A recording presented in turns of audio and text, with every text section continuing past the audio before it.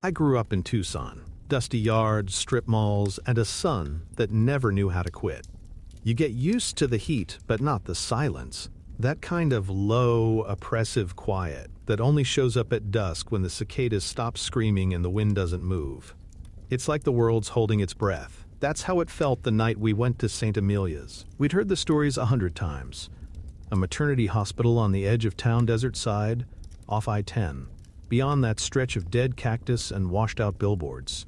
It had been shuttered since '05, the year all those newborns vanished without a trace. 15 babies in a single night.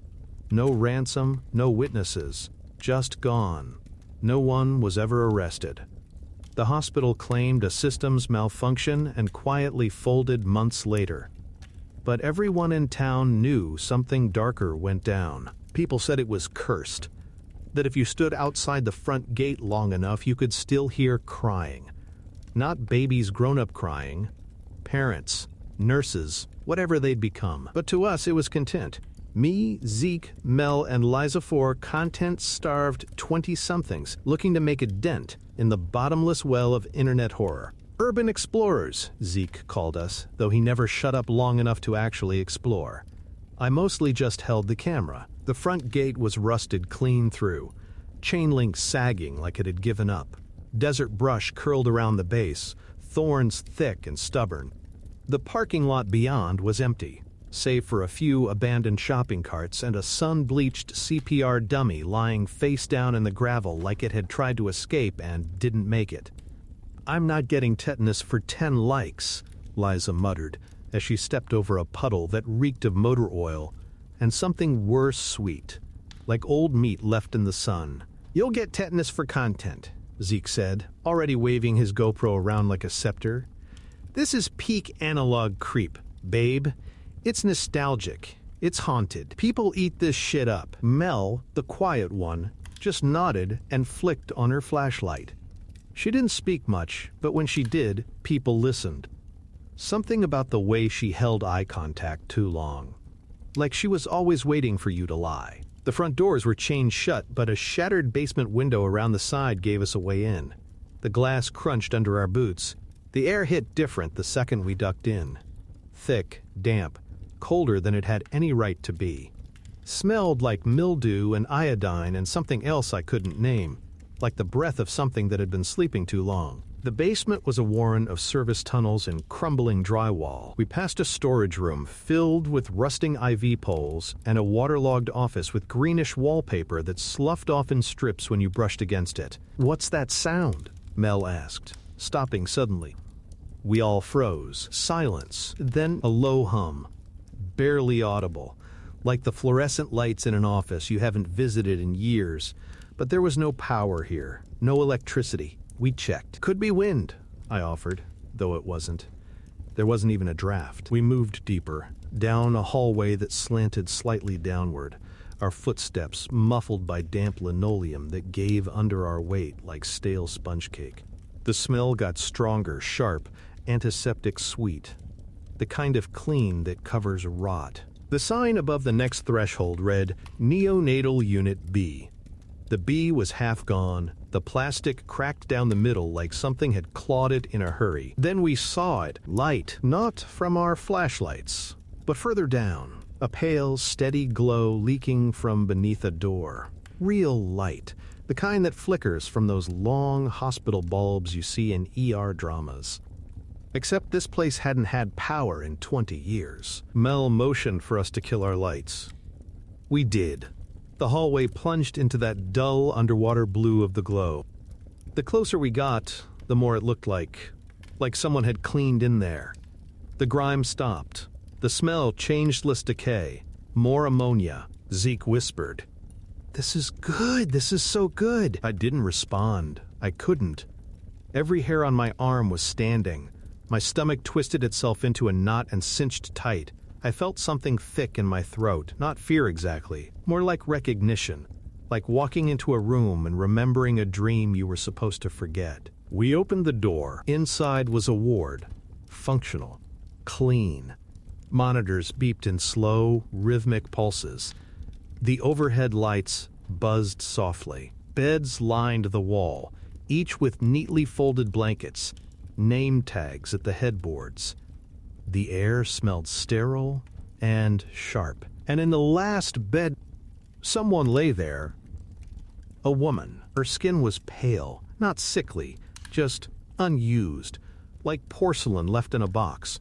Her chest rose and fell gently. She was breathing. Liza dropped her flashlight. The woman's eyes were closed, her hair splayed around her like she'd been placed there carefully. Her hands rested on her stomach. The IV in her arm dripped nothing, just a plastic tube leading to an empty bag. "Nope," Liza whispered. "Nope, nope, nope." Then the woman breathed in.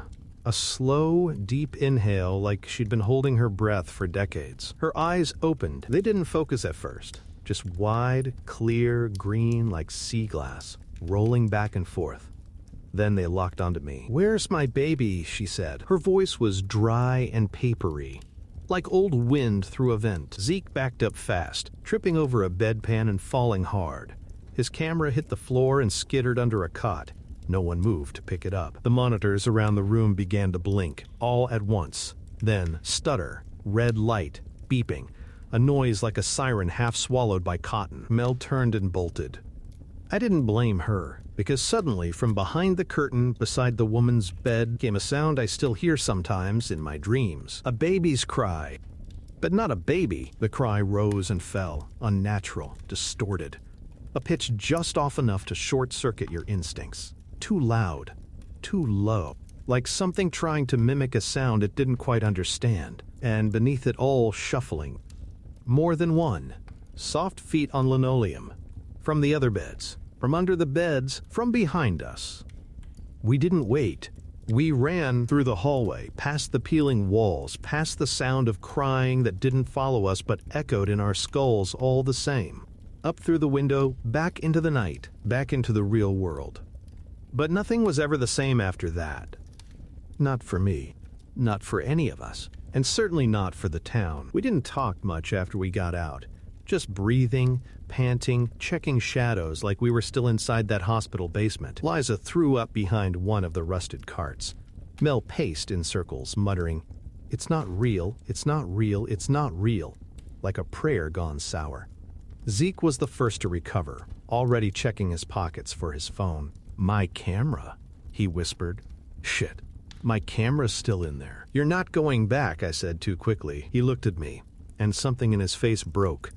Just a flicker. He didn't argue. We drove home in silence, nobody even playing music. Liza curled up in the back seat, her arms around her knees, eyes wide and distant. Mel stared out the window the whole ride, one hand on her neck like she was checking for a pulse. The next morning, I woke to a text from Zeke. Didn't sleep, she said something, I looked it up. Underneath was a link to a forum buried 4 or 5 clicks deep into the kind of internet that isn't pretty. A place where people post about disappearances and government black sites, UFO abductions, all the usual fringe garbage. Except there was a thread. Street Amelia's the basement ward that wasn't, with a post dated 2005 right after the hospital closed. No user photo, no replies, just a block of text. The basement isn't on the blueprints. I work there, nights. We were told to ignore the lower corridor, that it was under construction. But there were noises. I saw a woman in scrubs walk out of a wall. The same one. Over and over. She always asked where her baby was. And sometimes, you could hear them answer. Zeke followed it with another message. We didn't hallucinate this. That week, things started happening. First, small things. Ordinary things. But wrong. The power at my apartment flickered every night at 3:13. Exactly. Just once. Enough to reset the microwave clock and the bedside lamp. The dreams started too. Or maybe they weren't dreams. I'd be back in the hospital, only it was different now, longer halls, more beds, everything deeper. The woman wasn't in the bed anymore, she was standing, smiling. And her eyes, they had changed, gone too wide, too green. Zeke stopped answering texts by Thursday. His last message was a photo, blurry, taken from across the street. A woman standing in front of his building, hair long and dark, head tilted just slightly too far, like she'd bent at the neck and forgotten how to unbend. Caption: I think she followed us. I didn't respond. I didn't sleep. Friday night I heard it. The cry. Not in a dream this time. Not from a speaker or outside. From inside my apartment, somewhere below. It came faintly at first. Then again, clearer, wet, guttural, like something dragging itself up a drain. I pressed my ear to the heater vent in the wall. Silence. Then, "Where's my baby?" I recoiled, fell back, hit the floor hard, my heart in full sprint. I didn't move for an hour. The next morning, Mel called. "Zeke's gone," she said, voice flat. "What?" I went to his place. Door was open, lights on. His shoes were by the door, keys in the bowl. But no Zeke, and his GoPro was on the couch. She paused. "It's still recording. We met at Mel's that night. Liza didn't come. She'd left town, apparently. Her roommate said she packed her things and took a bus east. Didn't say where." Zeke's GoPro footage was just an hour of him pacing his apartment, mumbling to himself. Scrubbing the footage, you could hear it background noise. That hum from the ward. Then whispers. And finally, at the 48-minute mark, Zeke turned to the hallway and said, "I know you're not real." Then, out of frame, he laughed and walked out of view. Never came back. It's been a week since then. I haven't left my apartment. Mel's not answering calls anymore either. The hum is louder now. Vent smells like antiseptic, and sometimes, just sometimes, when I close my eyes, I hear someone wheeling a metal crib across tile, the sound of old rubber wheels on linoleum. Getting closer, always getting closer. It's the wheeling that does it. You'd think it would be the crying or the woman's voice, but it's that steady, rhythmic ka-thump of wheels across a surface that should no longer exist. It starts around 3 o'clock every morning now, without fail. I've learned to stop checking the clock. My body knows before I do. It wakes me up with a jolt, sweat sticking my back to the sheets, heart pulsing somewhere in my throat. Then comes the ka-thump, distant at first, a soft roll, like someone pacing a corridor on the other side of a paper wall. Always the same tempo, like a nurse making rounds. Only the sound doesn't move away. It gets louder, closer, but never arrives. Saturday morning, I called the city records office. Told them I was writing a historical piece on decommissioned medical centers. Got transferred 3 times before someone named Marnie finally agreed to dig up the St. Amelia archives. "What's your interest in that place?" she asked, tone light, but wary. I told her a version of the truth. My dad used to work security there before it closed. Just trying to piece together what happened. She laughed, short and dry. "Don't bother. Files are mostly redacted or gone. Hospital changed management 3 times in 5 years. Records are a mess. But there's something you should know." "What?" "There's no basement listed on the original floor plans." "What about renovations? Utilities? Anything below ground?" She paused. "There is one blueprint. From the 90s. Not officially filed. It was stuffed in an envelope marked "Do Not Use" in handwriting. No stamp, no initials. And it shows a second-level subfloor. Access from a stairwell that doesn't exist anymore. Labeled Ward 3NB, nitrogen monoboride. Newborn. I asked if she could send me a scan. She agreed. It arrived 10 minutes later. Grainy, barely legible. But there it was. A thin corridor branching off from the east wing, leading to a tight loop of rooms. Each room marked only by a number. Room 1, Room 2, Room 3. No names. But there was a note, scribbled in pen along the margin. "Only active at night. Do not access alone. Remember, sound draws them. I tried to call Mel again. Nothing. Zeke's socials were frozen. Liza's number disconnected. I felt the walls closing in, literally. My vents were clicking more now. Not just at 3 o'clock. Random hours. Like pressure building. Or something shifting behind them. That night, I set up a voice recorder in the living room. Just left it running while I slept. I made it 2 hours before the nightmare. I was back in the hospital. But this time, I wasn't a visitor. I was in one of the beds. My arms were strapped down. My chest itched. Something taped to it, Wires, electrodes. The lights above me flickered, and in the gaps I saw faces peering down. Infants, not crying, not blinking, just watching. And the woman from the ward. She leaned down until her face was inches from mine. Her voice didn't match her mouth. It came from inside me. "You shouldn't have come back." I woke up gasping, sheets soaked, throat raw like I'd been screaming for hours. I played back the recorder. Most of it was nothing. Just white noise. Then, at 2:53, the sound changed. Not voices, not crying. A breath, deep and wet, like lungs that hadn't been used in decades taking air again. Then whispering, 3 words, over and over. "He's still here." Sunday, I went back to St. Amelia's. I know how that sounds, but something's wrong. Not just with me. I feel it now, like a magnet in my ribs, pulling me back. The front gate was as we left it. The carts, the CPR dummy. Everything frozen, like time refused to move forward in this place. I didn't go in the basement. I didn't need to, because the stairwell was gone, sealed over with fresh concrete, newer than anything else around. Someone had come here. Someone had tried to bury it. But it wasn't enough. I walked the perimeter instead. The walls felt wrong, like they pulsed, almost breathing. The sky above seemed dimmer, and I could swear I heard movement behind the boarded windows. Wheels. Ka-thump. Ka-thump. I ran. It's Monday now. I haven't slept. There's a smell in my apartment. Faint but distinct. Sterile pads, rust. A warmth like old milk. And last night, I found something on my bathroom mirror. A handprint. Too small to be mine, but smeared. Wet, and writing beneath it. In something dark, sticky. Room 3.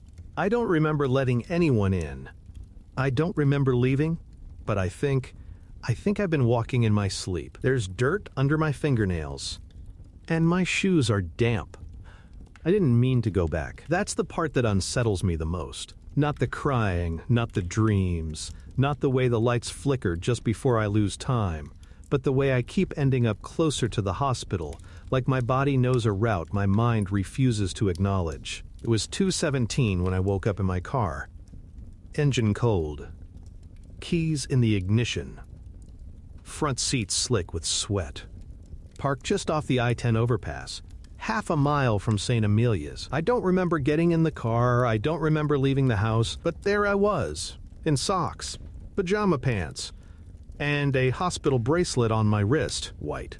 Unlabeled, no name, just a black bar scannable. I ripped it off so fast I nearly tore skin with it. I didn't go home. I drove to a motel instead. Cash-only kind of place. Showered with the lights on. Slept with the TV running just to drown out the phantom sounds. But the sound came through anyway. Tinny and distorted, tucked behind the channel static. Ka-thump. He's still here. Room 3. By morning I made a choice. I called Marnie again at records. "Did you find anything else? About the subfloor? About room 3? Long silence. Then, "You didn't hear this from me." What she sent wasn't a blueprint. It was a discharge form. Old. Faded. Medical letterhead half erased from years of poor archiving. Patient ID 04092005-B3. Name redacted. Status unresolved. Notes: refuses to accept infant death. Repeated vocalizations. He's still here. Physiology unchanged. No metabolic needs. No detectable heartbeat. Subject exhibits breath function despite clinical death markers. Transfer requested to off-site facility. I stared at the form until the words swam. April 9th, 2005. The day the babies vanished. B3. Basement. Room 3. I had to see it again. I don't know what I thought I would find proof. Closure? But it didn't matter anymore. My hands were already moving, already stuffing my backpack with a flashlight, spare batteries, a portable recorder. I parked 3 blocks from the hospital and walked in through the same broken window. Same sag in the frame. Same mildewed carpet smell. like someone trying to clean rot with bleach. Only this time the hallway to the basement wasn't there. It had sealed over completely. Smooth wall, no seam. I walked the length of the lower floor 3 times, my breath shallow, eyes scanning every shadow. Then I saw it, an IV pole standing upright in the center of an empty exam room. It hadn't been there before. Hanging from the hook was something pale, a hospital bracelet, exactly like the one I'd woken up with. My hand shook as I stepped toward it. A whisper echoed around the room, thin and wet and high-pitched. I turned. The door was gone. In its place, a corridor lit by those buzzing fluorescent lights, just like before. The hallway narrowed as I walked. The hum grew louder. My skin started to prickle, not from fear but from memory, like I'd walked this path before. The corridor ended at a door. Steel. Scratched. Room 3. No handle. Just a push panel. I put my hand against it. It was warm. It gave. Inside, the woman, same as before, but this time she stood beside the bed.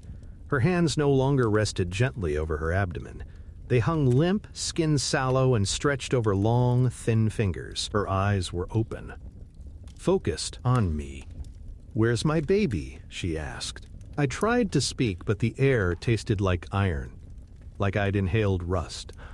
I don't know," I whispered. Her smile cracked, just slightly.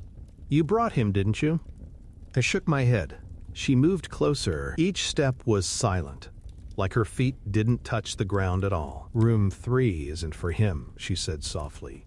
"Room 3 is yours now." And then I saw them, the other beds, occupied, figures lying still, motionless, except they weren't quite still. Their chests rose and fell, synchronized. They all wore my face. I ran. I think I screamed. I must have, but it didn't echo. No sound in that place does. The hallway behind me kept stretching. Every turn led to more turns, more beds, more metal carts, a cradle on wheels that moved on its own, an incubator buzzing with electricity that smelled like ozone and scorched hair. At one point, I saw a wall-mounted TV flicker to life. A grainy black and white feed of me standing in room 3, staring at the woman. Only I was still there, still standing, smiling. I woke up in my apartment, alone, except for the bracelet. On my wrist again. No dirt on my shoes this time. Just a faint, rhythmic sound coming from the hallway vent. Ka-thump. Ka-thump. I spent the day waiting for something to happen. Not in the way you wait for a delivery or a storm, but the way prey waits when it senses the predator is already inside the perimeter. I didn't eat, didn't drink. I sat on the floor of my bathroom with the shower running cold, trying to muffle the sound of the vent. It didn't help. Nothing helped, because the moment the sun dipped behind the mountains and the shadows thickened like oil outside my windows, the air inside the apartment changed. Denser, more humid, like breath on a mirror. And the hum began again. Not through the walls this time. Inside my ears. Inside my bones. A frequency just below understanding. I packed what I needed. Flashlight, voice recorder, my old Polaroid camera, a knife I wasn't sure I'd use but felt better holding. And I walked. No car. Just feet. Past the gas stations. Past the long dead street lamps buzzing with insects. The stars flickered overhead like warning lights. Tucson slept, but I was wide awake. My body knew where it was going. Back. St. Amelia's looked smaller now, more skeletal. The chain-link fence had been removed completely.